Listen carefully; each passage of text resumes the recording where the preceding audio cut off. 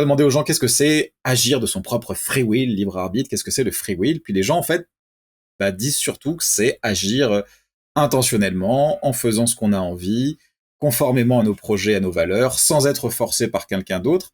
Donc toute cette conception, j'aurais pu faire autrement, à, à condition initiale égale, j'échappe au déterminisme, c'est pas quelque chose qui est présent en fait naturellement à la plupart des gens quand ils utilisent le terme libre arbitre ou free will. Il faut bien voir qu'en français et en anglais, free will et libre arbitre, c'est un concept philosophique qui est tombé dans le langage ordinaire, mais qui a du coup beaucoup changé de sens ou pas. Mais en tout cas, c'est clair que toutes ces idées sur... en tout cas, peut-être qu'elles sont là intuitivement, on pourra en parler après, implicitement, mais ça vient pas à l'esprit des gens quand on leur demande ce que c'est le libre arbitre. Et comme je disais, il y a des personnes qui ont essayé de faire définir ça dans certains pays comme...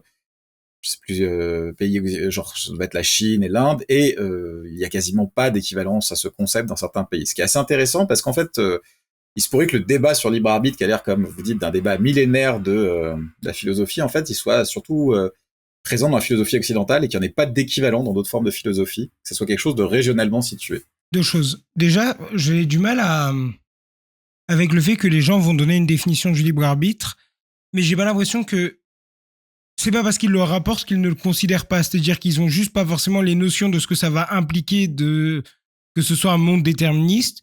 Et du coup, ils vont garder comme l'axiome de base qui est que oui, j'avais un pouvoir d'action. Donc, si j'ai un pouvoir d'action, qu'est-ce que ça veut dire? J'aurais pu faire autrement dans les mêmes conditions. J'ai choisi. Donc, si j'ai choisi, j'aurais pu choisir l'autre option aussi bien. Et j'ai l'impression que c'est implicite, du coup. Mais que ça reste dans leur esprit comme une sorte de dualiste de Descartes, une sorte d'âme qui choisirait sur quel rail prendre, enfin quel chemin prendre pour la prochaine décision, quoi. Voilà, donc là, c'est là que tout le débat se porte en philosophie. Donc, entendons-nous pour définir que le libre arbitre, c'est le type de contrôle qu'on doit avoir pour être moralement responsable. La question, c'est de savoir, la question sur laquelle les philosophes sont pas d'accord, justement, dans le débat contemporain, c'est est-ce que pour être moralement responsable de ses actes, il faut avoir une sorte de pouvoir comme ça qui nous permet d'échapper au déterminisme. Alors on peut définir vite fait le déterminisme. L'idée de déterminisme, c'est l'idée que le fonctionnement du monde serait fixé par des lois qui disent pour chaque état donné à quoi doit ressembler l'état suivant, étant donné l'état auquel on est maintenant et les lois de la nature. Donc l'idée, c'est que par exemple, dans la physique newtonienne, on considère que le déplacement des objets est déterministe, parce que si vous connaissez la position d'un corps, la vitesse à laquelle elle se déplace, l'accélération, toutes les forces qui s'appliquent à ce corps, eh ben, il n'y a qu'une seule solution possible pour là où il va se trouver. Ça, c'est un système déterministe.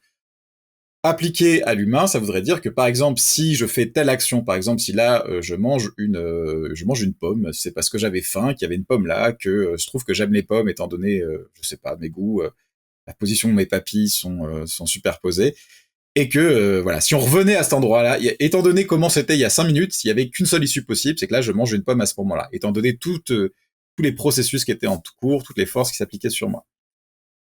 Donc ça, alors, est-ce que vraiment, pour être moralement responsable, on a besoin d'un libre arbitre aussi fort, le fait d'échapper au déterminisme, ou est-ce que ça suffit de faire ce qu'on veut, en fait, un truc beaucoup plus faible? Donc ça, c'est le débat qui sépare dans la littérature contemporaine ce qu'on appelle le compatibilisme et l'incompatibilisme.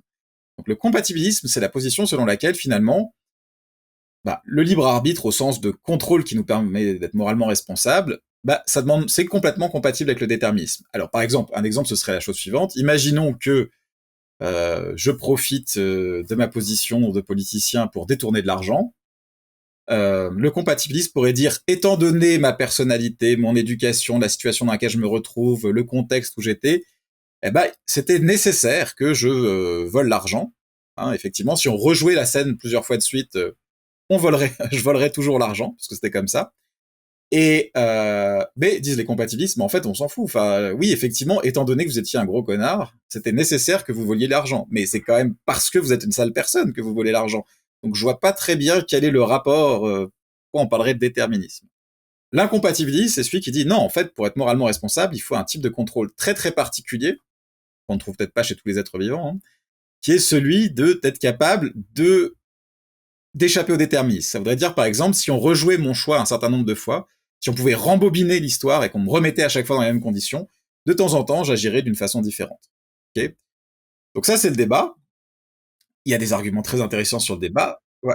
Alors ça, ce qui va poser encore des problèmes, parce que qu'est-ce que c'est ce choix volontaire, mais qui n'est pas du hasard, mais qui n'est pas déterminé par ce que je veux? Oui, bah oui. Voilà, Bah, c'est ça le problème. c'est un peu le problème. Donc il y a ce débat-là en philosophie contemporaine. Alors faut voir que c'est un débat que les gens connaissent pas forcément, parce que moi j'avais fait mes études de philosophie en France à l'origine, et franchement en France quand on voit le débat sur le libre arbitre, c'est toujours la question, bah soit on est libre, soit on est déterminé. Il faut choisir entre les deux. Il y a peut-être une troisième solution kantienne un peu magique, voilà. Mais le compatibilisme c'est pas une position qui est connue en France, mais en fait c'est la position un peu dominante dans le débat international. Donc c'est une sorte de décalage comme ça entre ce qu'on discute ici. Et alors, un des arguments classiques, par exemple en faveur de, peut-être que c'est ce que vous avez à la tête, un argument classique dans le débat en faveur de l'incompatibiliste, de l'idée qu'on a besoin d'échapper au déterminisme pour être libre et moralement responsable, et contre le compatibiliste, l'idée qu'on pourrait être moralement responsable même si on est déterminé, c'est juste de dire, en fait, la conception intuitive du libre arbitre, alors pas du mot, du coup, mais du coup, nos intuitions sur la responsabilité morale, elles sont déjà incompatibilistes. Donc en fait, si on accepte une position compatibiliste, on va complètement à l'encontre du sens commun, c'est délirant.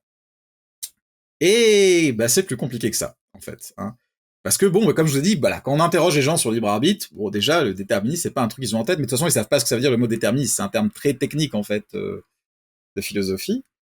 Alors, comment on fait? Donc là, c'est là qu'il y a intervenu un certain nombre de chercheurs qui, à partir de 2004, encore maintenant, sont allés étudier, en fait, les intuitions implicites des gens sur la responsabilité morale et le déterminisme. Alors, c'est assez marrant, parce que dans les premiers papiers qu'ils ont écrits, ils disent, voilà, on a tenté une première approche qui ne marchait pas du tout, c'est qu'on allait dire aux gens, est-ce que vous pensez que le free will, donc le libre arbitre, est incompatible avec le déterminisme? Et là, ils nous disent, quasiment tout le monde dit oui. Mais alors, après, on leur a demandé, mais c'est quoi pour vous le déterminisme? Ils se dire, c'est qu'on n'est pas libre, quoi.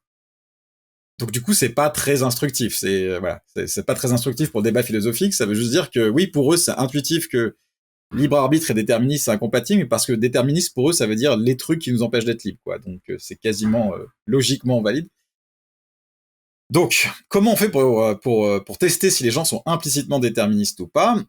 L'idée, ça a été de proposer des scénarios aux gens dans lesquels on présente des univers déterministes.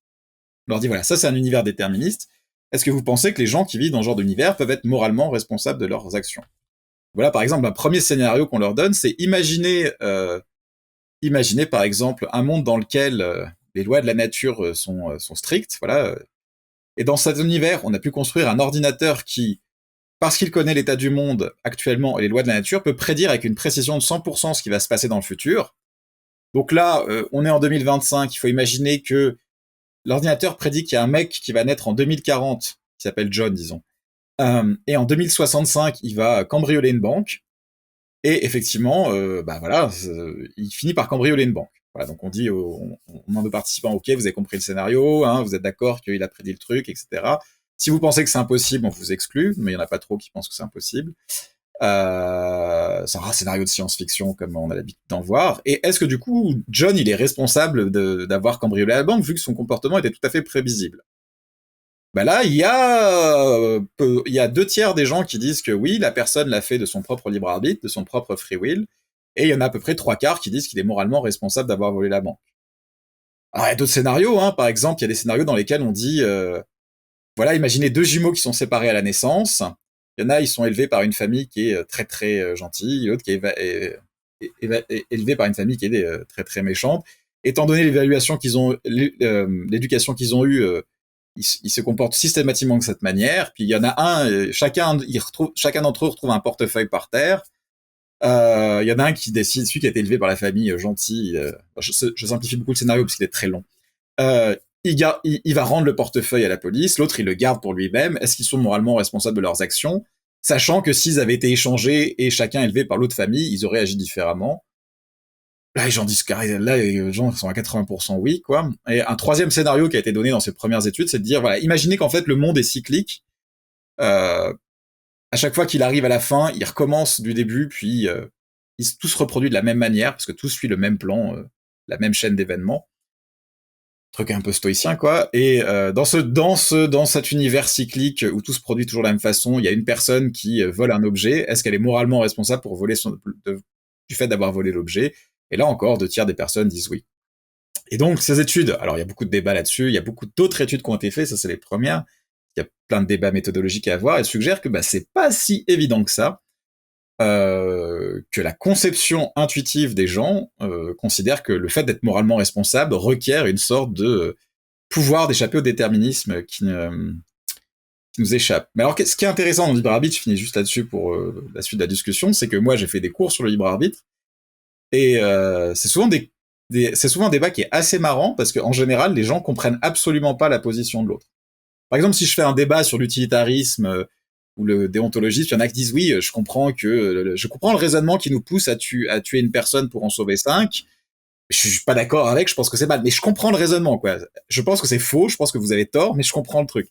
Alors, le libre arbitre, c'est un truc où les gens deviennent complètement fous, ils sont persuadés en général que les autres ont juste pas compris le débat. C'est pas qu'ils ont une option qui est fausse, c'est en général ils ont pas compris de quoi on parlait, quoi. Donc il y a une sorte de, il y a un truc assez marrant sur les conceptions qu'ont les gens, quoi.